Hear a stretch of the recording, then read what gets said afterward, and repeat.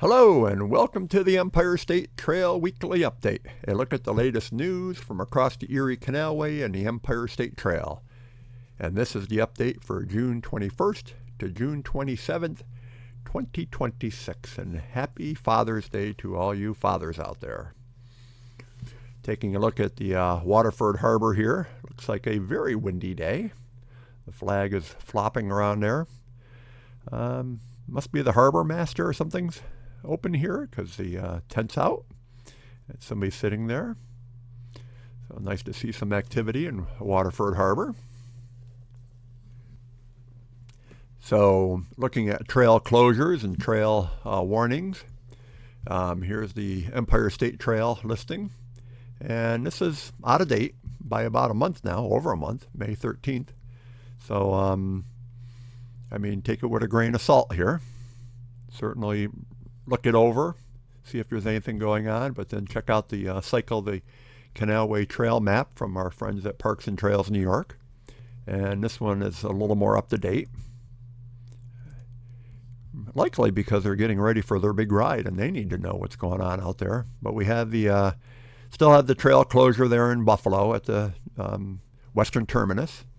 Ralph Wilson Park or LaSalle Park, whatever name you want to call it. So you still have a street detour there. Just be ready for that. The closure there that was taking place in the Gates area on Western Rochester, where they're rebuilding the trail, that's been resolved. And now they just have a couple warnings there. You know, be careful crossing the streets and stuff, which everybody should be doing anyway. They have a warning here in southern Rochester for Rochester Trail restoration. I'm not quite sure what's going on there, but it says Kendrick to Mount Hope, so I think this is a little off the Canalway Trail. And then there's another warning here. Canalway Trail in Pittsburgh is closed for environmental remediation work, easy for me to say, June 19th. So that one should be ending here. You have the caution going under 490 here. And the standard one that's been going on, let me see what's going on here in Chittenango Way. Beginning June 27th, we'll be evaluating a section of Canalway Trail. So just be lookout for people out there doing their jobs. We have the aqueduct closure here for a little street detour. And then the other work that's going on in the Utica Rome area. And I did not see anything else. And keep in mind that the Parks and Trail people do not actively watch over the Hudson Greenway Trail for closures. And they'll post them if they get them, but they're not actively looking for them as they are on the Erie Canalway Trail. So if you don't see anything here, doesn't mean that there's not something going on. And they refer you back over to the Empire State Trail site, which has the closures. And this one is saying no closures at this time as of a month ago. And there's always the question about trail conditions or, the actual riding conditions. And I'll just point you again to this one here, the New York State Bike Routes viewer. And this is for the signed bike routes along the highways. But if you go over and you click on the feature here for the Empire State Trail, this will bring up where the Empire State Trail is, if it's paved, if it's not paved. I've tried clicking on these other tabs here for highway use and shoulder width and stuff like that. I didn't see any difference. I didn't see anything pop up, but anyway, here's just another tool. And this one might be real handy if you're doing the Champlain Trail, because a lot of that is on Route 9. And so you're going to be, using the roadway extensively, and you might want to know how much of the road you're going to be on. This also goes into the bike routes in the Hudson Valley, in case you want to get off trail, in case you want to go see something. It's always nice to know where these are. So the New York State Bike Routes viewer, and I'll leave that link below with all these links, as I do every week.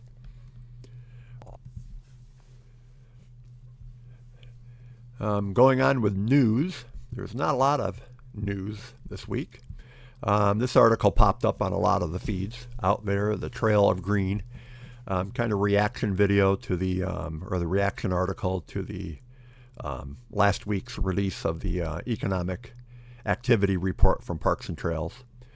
And kind of, just taking a look at it, doing a little investigating, just seeing, why did the numbers seem very high?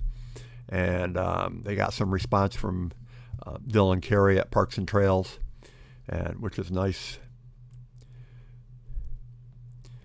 So this led me to this show right here, Rolling Through, which is a PBS show, and it's got, I think, 10 episodes. It's kind of a travel log by bicycle, so, it's not just a simple, I started bicycling here and ended here every day. This is 10 episodes where the guy goes across New York State, and of course he's got a film crew with him. He's going to look at local events, local attractions, whatnot. But I have not looked at this, but I certainly will be. It's on PBS, and I don't know if you have to be a member of Passport to see this, or if this is just out there. But if you do have your Passport or a member of your local PBS station, you can see this. So looking at the calendar here, today's Father's Day, and the Seneca Chief is finishing her return to Buffalo. They'll be docking in Buffalo next Saturday, if everything goes well. It looks like they've been having a fairly uneventful trip, a couple stormy days, but last I saw, they had kept up to schedule. Then the weekend after that is 4th of July. School's out, people are out. Expect a lot more traffic on the trail in the populated areas. And if you're planning on making it through an area in an hour in a populated area, you may want to add a few more minutes because it's going to be walking speed. But next, the 4th of July, we have the walkway over the Hudson. And there are some big events going on down there. So if you're going to be traveling through that area, get through in the morning or plan to watch the fireworks, because it doesn't look like you're going to be going through there very quickly. And then Seneca Falls Harbor Fest is 4th and 5th. It's 3rd, 4th, and 5th. That's off trail, but in case you want to see something, go down to Harbor Fest in Seneca Falls. It's a beautiful little village. And then Cycle the Erie Canal starts on the 11th and goes through to the 19th. So you'll see a lot of riders out there in certain days, of course, working their way east to west. It's always nice to see 600 riders out on the trail and the roadways, but it can add to a little bit of congestion in certain areas. So just be aware of that. And then the Tonawanda Canal Fest is the week after that, 19th to 25th. So be prepared for activities along the trail in the Tonawanda area. I don't think it's on the trail, but it's along the trail. So just be aware of that. And then we get into the Brockport Arts Festival on August 1st. So that's your calendar for the rest of June and July.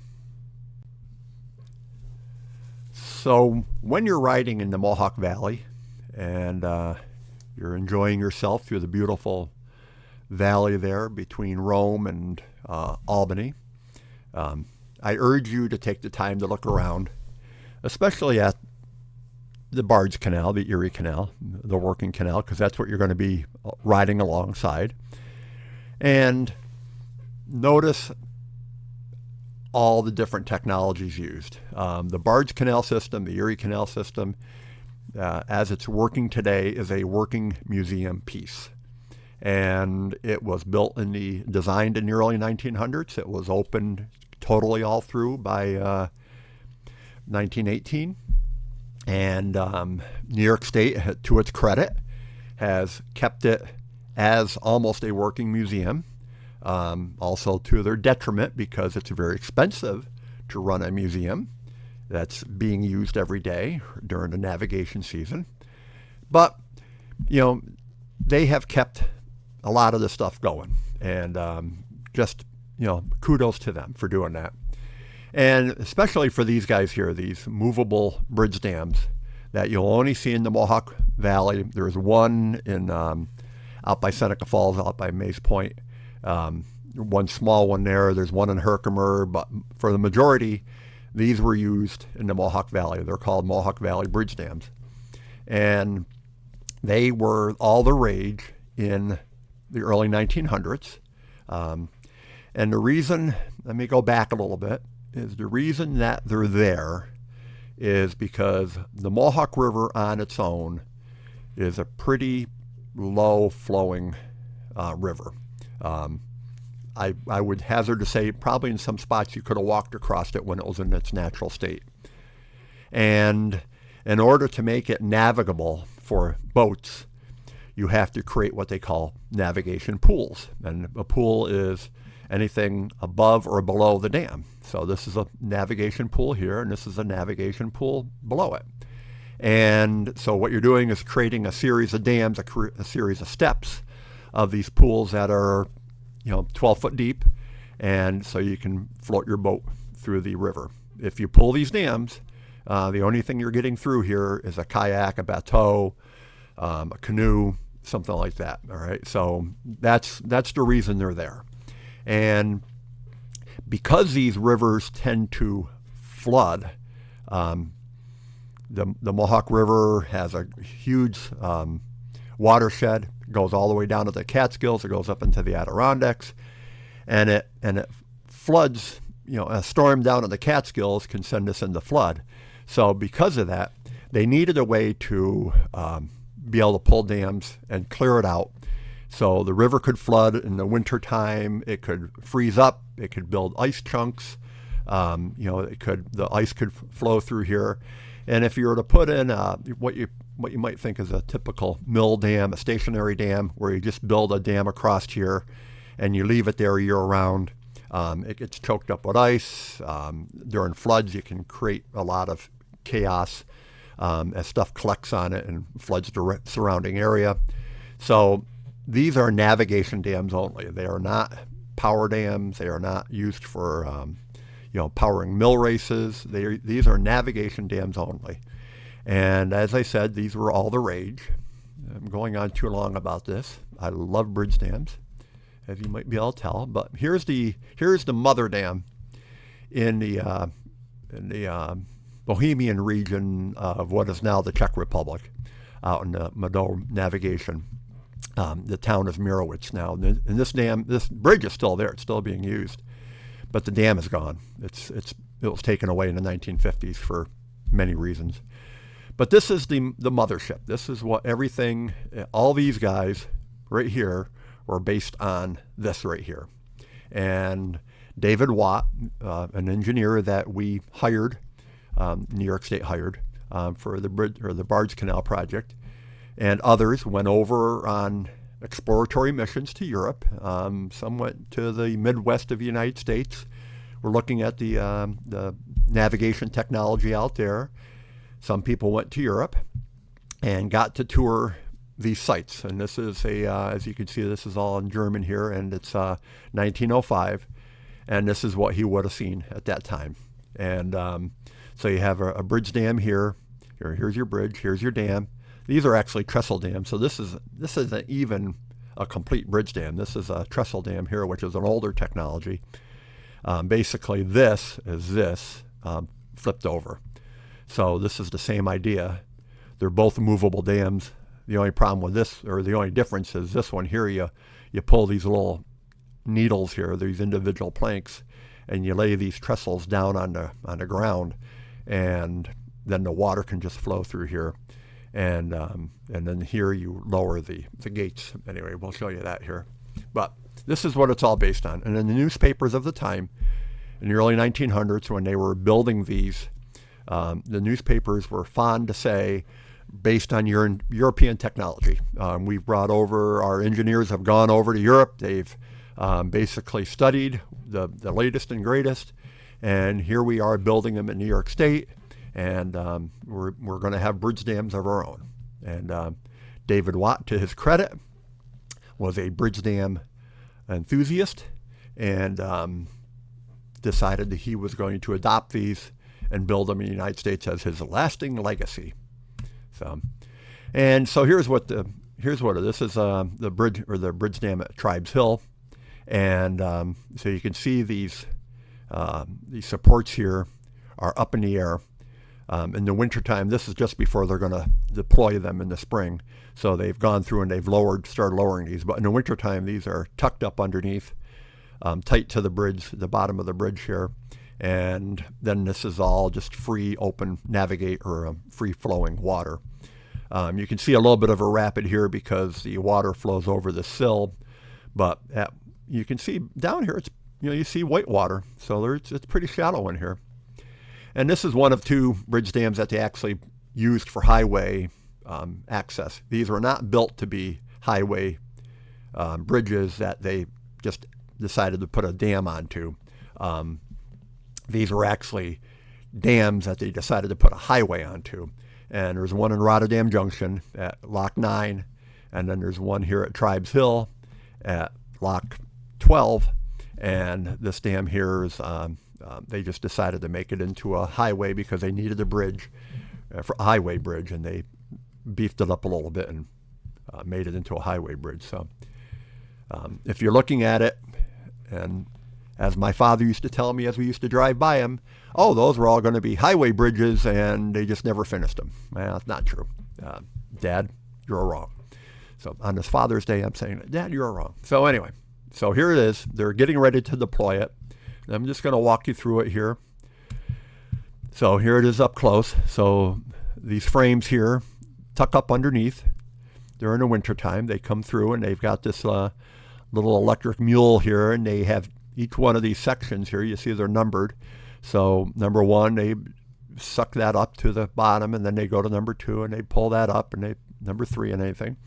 And then in the springtime, they'll come through and they'll start lowering them down. And you can see these shoes here, or the feet, and they fit into a shoe that's in the bottom. And these water, this little bit of rapid here is the shoe. So this is going to swing down and marry up with that shoe, and that's what's going to keep it in place. So the water, when it's pushing against it, is pushing against the bottom, and it's pushing against the top. And that's what's holding the dam in place. And you can see here they've lowered the frames, and you can see they're sitting on the shoes. You can see the apron here. That's why there's some people, when I was a younger person, I think somebody got killed trying to kayak through here in the wintertime, and it was pretty rough water because this is basically a low head dam, and they got caught in here and got killed. So it's even hazardous. But anyway, and you can see these plates. So here's the actual dam part, the dam face. And so you have these plates here, and these plates will lower, and then these plates on the top are adjustable. So let's pop forward. And so you can see they've gone through and they're starting to lower different ones. And the reason they do this is to start putting stresses on the structure in different points. So they don't want to lower them all at once on one side and have all these stresses. So they want to go through and they just lower them bit by bit to put stresses on different points of the dam, because this is taking all the stress up here. So you can see they're starting to lower those plates. And then you can see they've got all the bottom in, and they're going to go through and get all those bottom plates in all the way across. And you can see the navigation pool is starting to form. And then they're going to go through and start putting in these top plates. And these top plates are adjustable. In fact, you can see this one here is split in half. And that's so they can make fine-tuning adjustments to it. So any water that's going to flow over this dam flow through this dam has to flow over the top of it. And that's supposed to prevent scour if they pulled these plates right up. So if you go back to here, if they were to want to adjust the water flow and they pulled this plate up, this would create a force of water underneath and could scour the foundation. So they do all the adjustments from the top here. So that's why these top plates are like this. And then you can see they got a lot of the plates in place.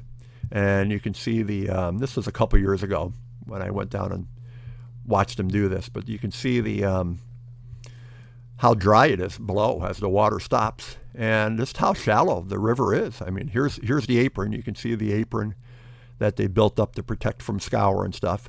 But, I mean, just look how rocky this is. Here's the original bedrock that the lock was built on top of. People go out here and they start fishing. They start looking in these pools for whatever.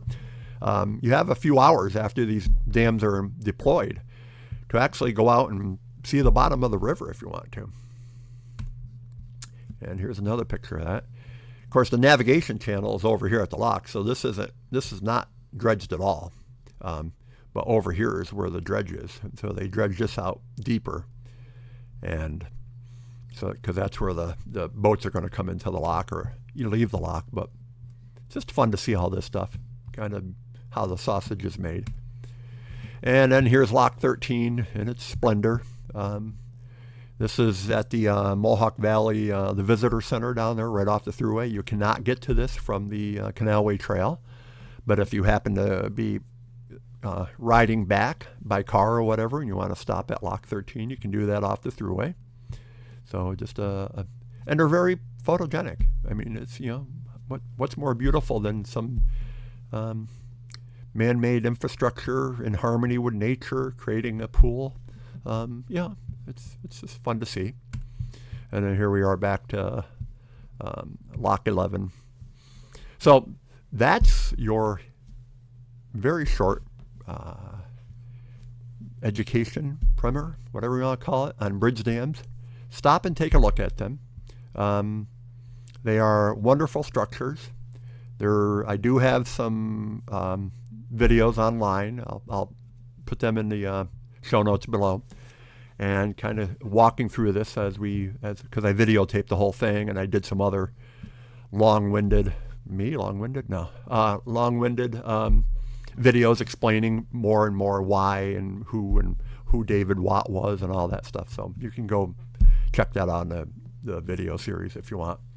Anyway, let's move on. All right, so let's save that.